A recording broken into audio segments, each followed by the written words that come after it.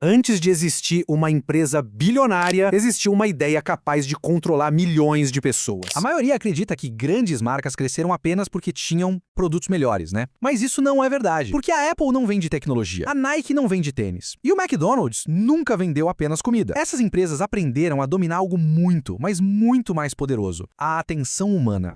Elas descobriram como criar desejo, como prender as pessoas emocionalmente e como transformar simples consumidores em fãs obsessivos. E sabe o que é o mais assustador? Você provavelmente toma decisões influenciadas por essas estratégias todos os dias, sem nem perceber. Só que existe um detalhe que quase ninguém entende. Essas marcas não ficaram gigantes por sorte, de jeito nenhum. Existem gatilhos psicológicos, estratégias ocultas e decisões extremamente inteligentes por trás de cada império bilionário. Quando você entende isso, a chave vira. Você não olha apenas como consumidor, você começa a pensar como dono. Então acompanha essa análise até o final, porque hoje você vai entender exatamente como a Apple conseguiu sair do comum e construir um império que mudou o mundo. Bora lá. Seção 1. A ilusão do produto perfeito. A Apple faz uma coisa muito curiosa.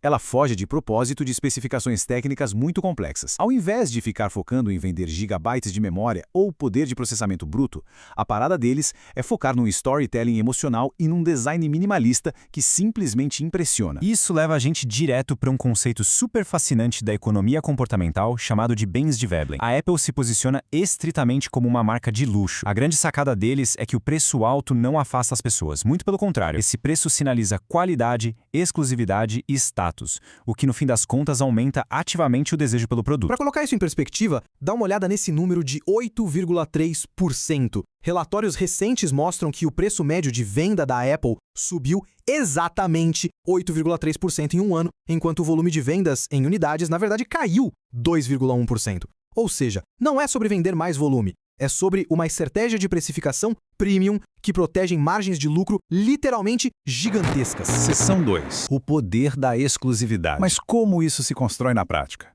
Bom, com certeza não é por acaso. É uma orquestração genial de manipulação de oferta para criar aquele prestígio imenso e uma urgência irresistível bem na hora da compra. Toda tática começa com a escassez artificial. Ao limitar intencionalmente as quantidades iniciais de novos produtos, eles disparam na nossa cabeça aquele gatilho da aversão à perda. Sabe aquelas manchetes gritando esgotado ou aquelas listas de espera intermináveis? Pois é, isso força a compra pelo medo absoluto de ficar de fora da novidade. E aí, quando o produto finalmente chega nas lojas, entra em cena o efeito de dotação. O design daquelas lojas gigantes de vidro é feito exatamente para que a gente teste e use os aparelhos sem pressa nenhuma. Quando você interage fisicamente com os dispositivos, a sua mente cria uma sensação de propriedade antes mesmo de chegar no caixa. Desistir da compra ali se torna quase doloroso. E além de tudo isso, rola um forte tribalismo. Aquelas longas filas na porta das lojas funcionam como uma prova social indiscutível. O nosso cérebro lê a situação e pensa: caramba, se tanta gente está disposta a esperar horas, esse produto deve ser essencial. Isso transmite a ideia de que existe uma tribo de elite e, claro, a gente quer fazer parte dela. Então, a grande pergunta que fica é como, afinal, eles fazem com que as pessoas paguem o dobro, muitas vezes sem nem reclamar? Bom, antes de eu te revelar o sistema perfeito que prende os consumidores de forma irreversível, já deixa o seu curtir, comenta aqui embaixo, compartilha e segue a gente para continuarmos decodificando esses gigantes juntos. Seção 3. A armadilha do ecossistema. A resposta para o nosso mistério está aqui, num conceito que é conhecido como jardim murado. Essa é, de longe, a tática definitiva de retenção projetada meticulosamente para prender o consumidor tanto na parte financeira quanto na psicológica. O ponto central aqui é como o hardware e os serviços conversam entre si. O iPhone funciona de forma impecável com o Mac, que de certa forma exige o Apple Watch, e tudo isso fica amarradinho pelas assinaturas do Apple One. Decidir sair dessa marca cria custos de mudança absurdos, porque significa abrir mão de todo um estilo de vida digital que já está super integrado e conveniente. E os números não mentem, viu? Essa estatística impressionante de 90% mostra a taxa de lealdade da Apple. Sair desse ecossistema significa perder conexões, fotos, aplicativos, facilidade, é perder uma rotina digital inteira. É algo quase impensável para a esmagadora maioria. Seção 4. Status e conexão emocional. Isso eleva a gente para a camada mais profunda do marketing deles. Porque, neste ponto, não se trata mais de vender um telefone. É sobre vender um pedaço da sua identidade. É praticamente um ingresso VIP para um clube exclusivo de pessoas criativas e modernas. E a forma como eles ilustram isso através do design minimalista simplesmente brilhante. Sabe esse visual limpo e sofisticado, muito inspirado no designer Dieter Rams? Ele funciona como um verdadeiro antídoto contra a sobrecarga de informações que a gente vive no século XXI. Tornar o produto visualmente simples transforma o ato da compra em um verdadeiro alívio cognitivo. Uma decisão que parece instintiva e até relaxante. É bem como os especialistas costumam dizer. A Apple trata o marketing como uma alta dramaturgia. As narrativas deles conversam direto com a nossa necessidade humana mais profunda de pertencimento. E com isso, eles conseguem elevar o que é apenas um pedaço de metal e vidro a um verdadeiro e supremo símbolo de status. Seção sim, pense como um dono. Agora, a parte mais crucial é trazer tudo isso para a nossa realidade.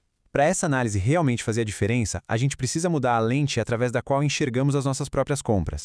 É exatamente aqui que entra a diferença gigantesca entre comprar por puro status social, que é a mentalidade de consumidor, e a mentalidade de dono, que é compreender, de fato, a mecânica psicológica da riqueza e do marketing. Entender como esses mecanismos operam permite tomar decisões muito mais racionais e inteligentes para o nosso futuro. Então, para assumir o controle de verdade, a gente precisa decodificar essa matrix no nosso dia a dia. Identificar quando aquele preço lá nas alturas está sendo usado como âncora só para parecer exclusivo. Perceber a escassez artificial em lançamentos, avaliar o custo real de entrar nesses jardins murados super convenientes, mas invisíveis, e, claro, sempre questionar se a nossa vontade de comprar está sendo guiada apenas pela emoção de uma boa história. O próximo passo, que é super essencial, é aprender a gerenciar os nossos recursos com estratégia. Para não ficar refém dessas táticas bilionárias de marketing, o melhor caminho é clicar agora mesmo no link que está lá na nossa biografia. Lá a gente te ensina como aprender a gerir melhor as suas finanças e proteger o seu patrimônio de verdade. E se dissecar essa estratégia de marketing foi valioso para você hoje, a nossa próxima análise vai abrir ainda mais a sua mente, mostrando armadilhas invisíveis. É fundamental que você assista a seguir a análise com o título "Isso está te deixando pobre e você não percebeu". O conhecimento simplesmente não pode parar por aqui. Para finalizar a nossa jornada, eu deixo uma provocação bem profunda. Especialmente para a próxima vez que uma fila gigantesca ou um anúncio brilhante cruzar o seu caminho. Pensa o seguinte, é você que está comprando o produto? Ou será que é o produto que está comprando você? Fica a reflexão. Um abraço e até a próxima análise.